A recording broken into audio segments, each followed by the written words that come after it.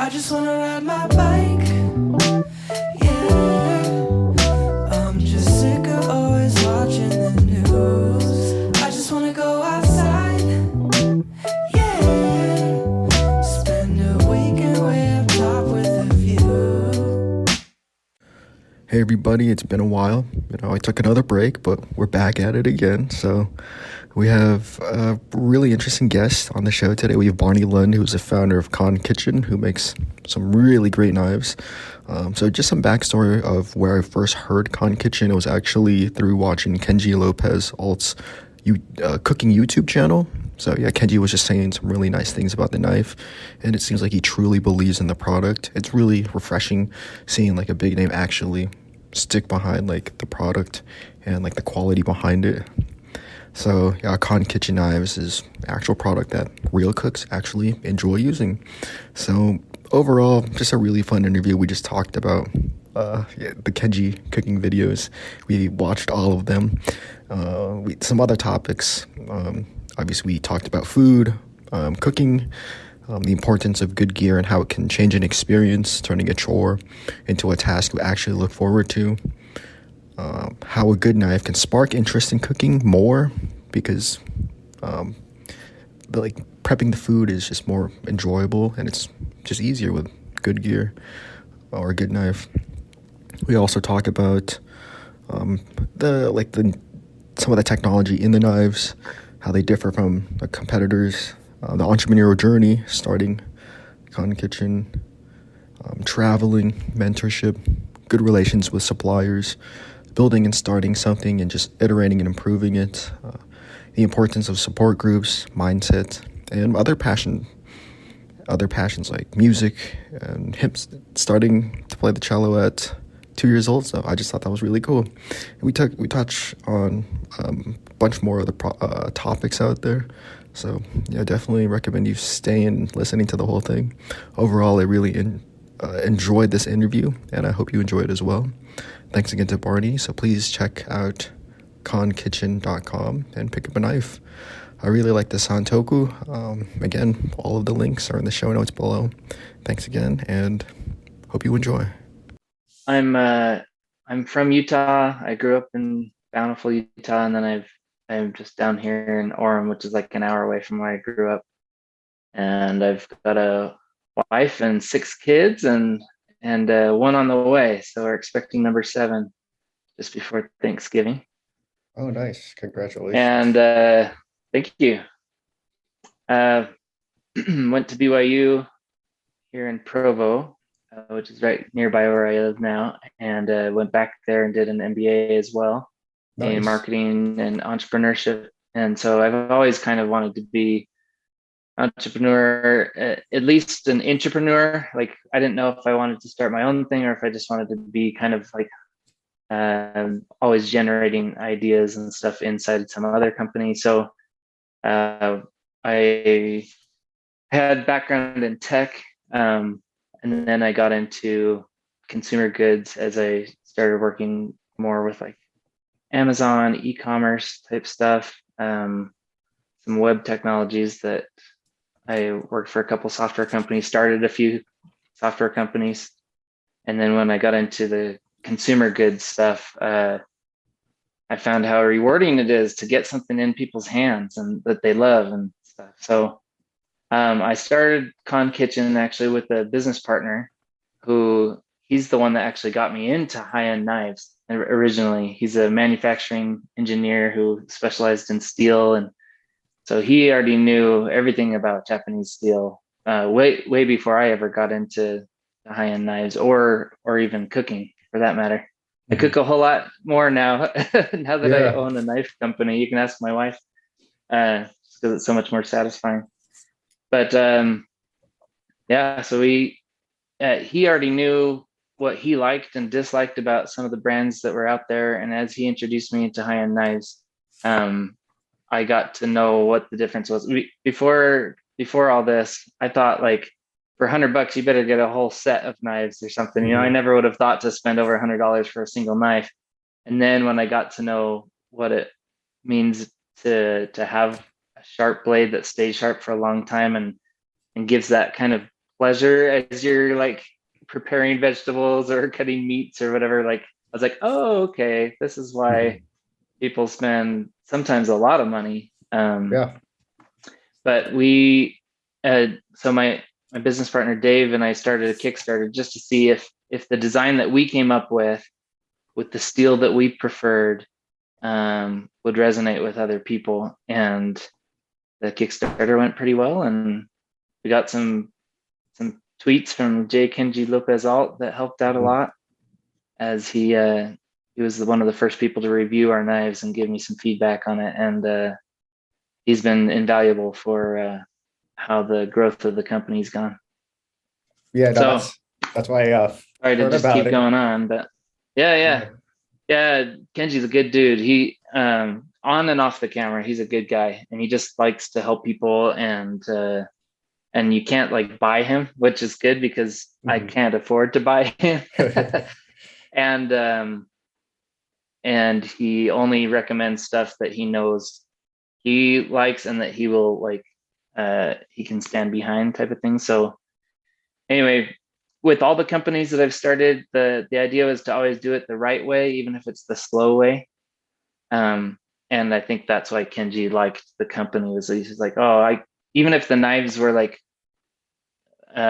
comparable to some other knives or whatever, he was just like, I know if I refer someone to Barney, he's going to take care of them, type of thing. So that's kind of what we built the brand around. But the knives themselves, even if you just have the knife, they speak for themselves. So yeah, we're pretty happy with how it's gone. And I mean, I almost feel guilty, but during the pandemic, we grew even more because more people stayed home and started cooking more at home, and they wanted to upgrade their kitchen and their experience in their kitchen. And the quickest way to do that is with a nice knife. Yeah, no, I love cooking. I love everything about it. I love watching Kenji's channel. I watch all of them, and he's always recommending the knives. It's so good. Well, he was a lifesaver during the pandemic, just entertainment wise, because everyone was quarantined and like stuck at home. So yeah, I watched every video, just like sometimes it's 1 a.m. he'd upload a video, and I'm just like, I need something to get my mind off of everything else. We had a crazy pandemic here, so yeah, in our household it was nuts. Yeah, 6 kids, that's a lot at home. Yeah, one of them was born 2 years ago, so April. Oh, so like right as things were getting crazy and hospitals shut down. So my wife was in the hospital for a month without any visitors except for myself, right when homeschooling hit for the 5 kids. So anyway, things went pretty nuts at that time. Wow, that's kind of crazy. But yeah, I love how Kenji just uploads like just him cooking a burger at like 1 a.m. I need this. It's amazing. Yeah. I mean, I actually learned a lot about like cooking just through like, I'm not trained in like cooking. I never went to like cooking school or any of that. I just watched like cooking stuff on YouTube. So yeah, neither do I. I mean, that's why I made this shirt. Anyone can cook. Anyone can cook, right? Nice. I love it.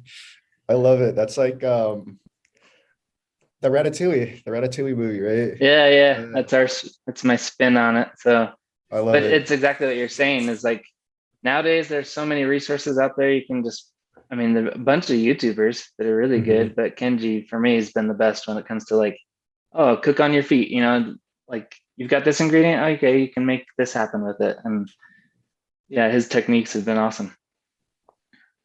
Yeah, like just everything from the entire kitchen, just from like even just like sharpening the knife. I think you were out there in one of his videos. You were out in California, right? Yeah. Like, you were show lining like a new product set, and I think he was promoting his book too, his new book. So yeah, so we he had that pizza every night is pizza night book. Yeah. And right as it was about to come out, that's right when I was coming out with the full set or the full line of knives. So you could get everything from a paring knife up to a bread knife, all that. And actually I've got here's the knife itself right here. Right? Oh, nice. This is the one This is the one he uses on most of his videos. That's a 7-inch kitchen knife, right? Or chef's knife? 8-inch, yeah. 8-inch, Yep, 8-inch. 8-inch chef knife. This Nice. is the hammered version. There's the non-hammered version. Oh, nice. So shiny. It's really pretty. Anyway, but yeah, I was gonna do a second Kickstarter to launch the rest of the knives to all my current customer base, and then we thought, well, why don't we cut out Kickstarter and take out that percentage that they take and donate it to charity? And Kenji agreed to use his platform to kick off the knife sale. And because of that percentage that we were giving out to, we've used a couple of charities. One's No Kids Hungry, and the other one's Feeding America. And like I said, Kenji's a good dude. He just wants to use his platform for good, and we were able to raise some money for them and sell a bunch of knives and get some people some knives for cheaper. So, and then also, yeah, he autographed a ton of his books so that we could send them off with any knives that sold too. The charities were No Kid Hungry and Feeding America, And right? Feeding America, yeah. Yeah, no, And Kenji does a lot of work with No Kids Hungry. Yeah, no, like after like every video, he has like a little plug for No Kid Hungry, which is cool. It's a good thing. It's a really good thing. So like, what's like the design philosophy behind like those knives? Because they do look different from like the other ones. It's kind of like a blend between like a Japanese knife and like a German steel blade. So I think that's super cool. Because like those Japanese blades are very delicate and they are super sharp, but you do have to take care of them. And then those German ones you can beat around, but they're not as like sharp or delicate as. Yeah, we tried to get the best from both worlds. Where kind of like the Japanese and the Western knives kind of intersect is where, so you get the balance more of like a Western knife. So you're going to be balanced here instead of like a super light handle that sometimes you'll have on Japanese knives. And then the profile has enough height and curve on the belly that you can rock and chop, and then but we've got the profile, the actual grind profile, 15 degrees. Usually you don't see that on like a German steel. And you can't really, you don't want to do it on a German steel because it's not going to be hardened enough. So Japanese, this is a VG10 steel core, and we put a 15-degree angle on it. So it's going to be more like the edge of a Japanese Gyoto and more of like a chef knife feel, some of the comfort of a Western chef knife feel. So I don't know. It turned out to be pretty good balance between the two of them. We've gotten really good feedback. So I like it. It's comfortable in my hand. And then the other thing is our handles. A lot of knives, when you get into something in this kind of range, they'll go with kind of it's almost like a D shape. So it's usually just going to be a right-handed knife, but ours are ambidextrous. And the thing that just kind of was serendipitous about this is when we use this inverse, I call it an inverse teardrop shape handle. It allows for both big and small hands to be comfortable with it. So when people say like, hey, are they good with, I've got big hands and I love your knife. And then I hear from someone else and they're like, I've got tiny hands and I love your knife. It works with both, and just happens to be that feel, that weight, that balance, and the handle shape work out really well. Nice. Yeah, it looks. Plus, they look pretty, right? Yeah, they also just look cool.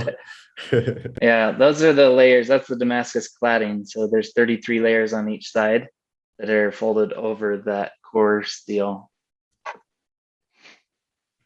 So is that like a different steel from, or how does that like? Yeah, it is a difference. That's like a stainless steel cladding that alternates between each layer. Whereas the core layer, that's the layer that actually makes up the edge, the cutting edge. That's the only thing that's the VG10 layer there in the middle.